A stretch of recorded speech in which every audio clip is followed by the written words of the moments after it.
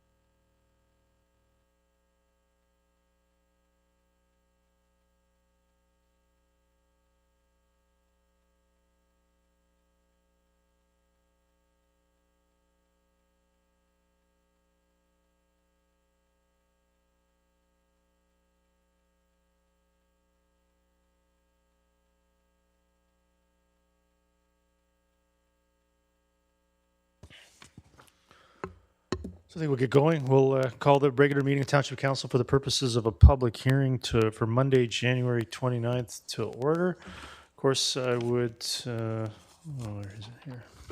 Like to begin by acknowledging that we are on the traditional territories of the Coast Salish peoples, and in particular acknowledge our valued relationships with the Kwantlen, Katzie, Matsqui, and Semiahmoo First Nations. With that, Mr. Richardson, maybe read the preamble for us. A public hearing is a statutory requirement under Section 464 of the Local Government Act and must be held before third reading of a community plan, land use contract amendment bylaw, heritage designation bylaw, or heritage revitalization agreement bylaw. During a public hearing, council acts in a quasi-judicial role for the purpose of allowing persons who believe their interest in property is affected by a bylaw, permit, or other matter to make representations to council either orally, by written submission, or to add comments to or elaborate upon correspondence that may have already been presented to council concerning the bylaws. It is important to note that council is not able to receive any additional information on the bylaws following the public hearing as dictated by case law. The hearing procedure involves an explanation from the Community Development Division on the purpose of the proposed bylaws and to hear from individuals regarding the bylaws. In order to ensure that all interested parties have a reasonable opportunity to be heard, speakers are requested to keep representations as brief and succinct as possible and no longer than 5 minutes in duration, excluding the time required for questions from council. Speakers will be asked to state their name, neighborhood, and city for the record. And if referring to prepared remarks, to submit copies of these to the township clerk. Decorum must be always maintained. This includes refraining from applause, booing, or heckling. To assist with large numbers of speakers, individuals must advise the township clerk and sign the speakers list prior to the commencement of the public hearing. The names on the speakers list will be read out during the hearing. Individuals who have already addressed council and wish to add further submissions will wait until the people that have not yet addressed council have had an opportunity to speak. All submissions and speaker lists are considered part of the public record. Council members should not express their views nor debate the bylaws. However, they may question speakers to clarify particular points in their submissions. Council may consider third reading or third reading and final adoption at this meeting or at its next regular meeting. Thank you.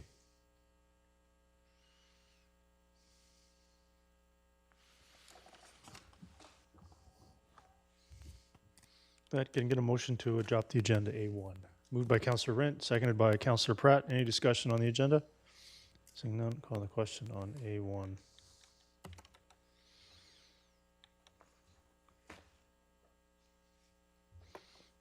That carries unanimously. Councillor Richter absent. Mr. Richardson, item B1. Thank you, Worship. The subject Central Gordon Neighborhood Plan Amendment and rezoning applications pertain to a proposed residential development consisting of 260 apartment units at 20290 72nd Avenue and 7160 and 7185 202 B Street. 2.4 acre site is designated multifamily and greenway on the Willoughby Community Plan and low-density apartment green link and amenity feature in the Central Gordon Estate Neighborhood Plan. This air photo depicts a site located at the southeast corner of 72nd Avenue and 202 B Street. Proposed Central Gordon Estate Neighborhood Plan Amendment Bylaw 5969 designates the site medium-density apartment. Proposed rezoning Bylaw 5970 amends the existing suburban residential SR2 zoning to Comprehensive Development Zone 199 to accommodate the proposed apartment use. This slide indicates the site plan with vehicular access to the two proposed apartment buildings at the southeastern portion of the site from a new 71B Avenue. The next series of slides are renderings, elevations, And landscape plan is indicated on proposed development permit number 101250. Staff recommends support of Central Gordon Neighborhood Plan Amendment Bylaw 5969 and rezoning bylaw 5970, subject to 13 conditions, and development permit 101250, subject to 5 conditions, listed on page 8 of council's agenda. Your worship, a total of 298 notices were mailed out, 22 written submissions have been received, and there are no individuals noted on the speakers list. Great. For the first time, are there any submissions from the public on item B1? For a second time, are there any submissions from the public on item B1? For a third and final time, are there any submissions from the public on item B1? Seeing none, I'll close the public hearing on item B1. Does anybody wish to move? I'll move it. Is there a seconder to considering third reading? Seconded by Councillor Pratt. Call the question on considering third reading for item B1. That carries. Councillor Richter opposed. I'll move it. Is there a seconder? Seconded by Councillor Ferguson. Is there any discussion on item B1? Seeing none, call the question on item B1. That carries unanimously. Mr. Richardson, item B2.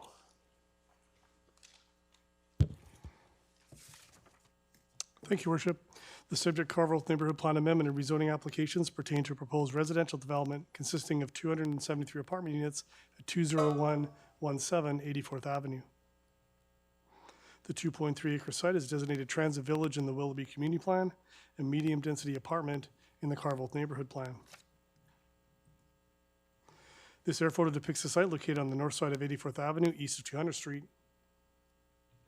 Proposed Carville Neighborhood Plan Amendment Bylaw 5974 increases the maximum floor space ratio in the medium density apartment designation from 1.9 to 2.6 on a site-specific basis.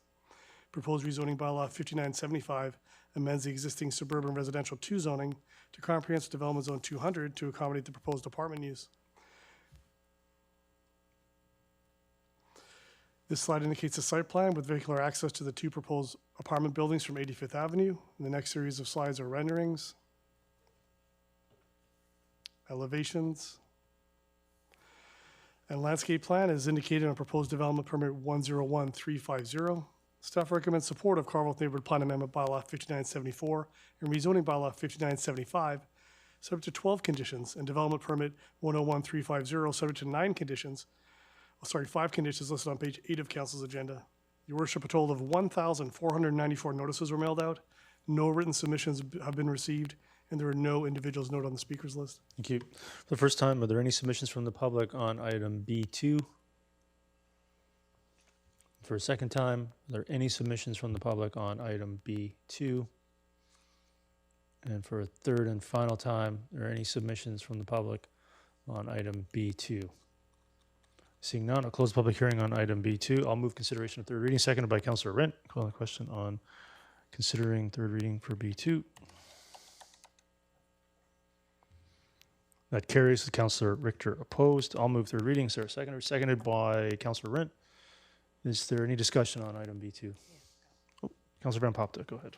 Yeah, we've been asking for reforms on the unit sizes and makeup of condo buildings, and all this one's progressed to this stage, so I'm not going to say anything at this point, but I want to see these reforms advance before I see many more of these applications come forward where we've encapsulated those requirements for 3 bedrooms and larger unit sizes. Thank you. Mr. Richardson, do you know a timeline for that? I know council, the action plan from 2019, I believe, had that in, or 2021 had that in there. Council saw a report recently. We know we're coming up on multiple years here, sort of waiting for that while we approve buildings. Maybe you could get back to council with a timeline for that to come forward, unless you have it right now. Your worship, not off the top of my head. Yeah. I will confer with my colleagues in CPP and provide council with an update and a timeline. And I think it's hopefully a relatively simple amendment or change based upon the housing action plan that's been adopted. So hopefully we can see that and not be looking to individual applications to make these changes, but looking to change the structural underlying bylaws. What do you think about that? Certainly, worship, that provide more predictability, your worship. Yeah, so I concur that it's reached this point, but I think I'm with you. I want to see this advance Yeah. before we we see more thirds of these kinds of buildings. Yeah, these are large capacity buildings, and I was looking at the makeup of this. A lot of bachelor and single one bedrooms, but we need to start incorporating more 3-bedroom and larger units. Understand. So with that, any other discussion on B2?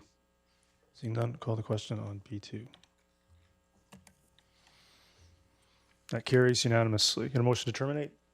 Moved by Councillor Bailey, seconded by Councillor Rent. All those in favor? Opposed? Carried. Thank you.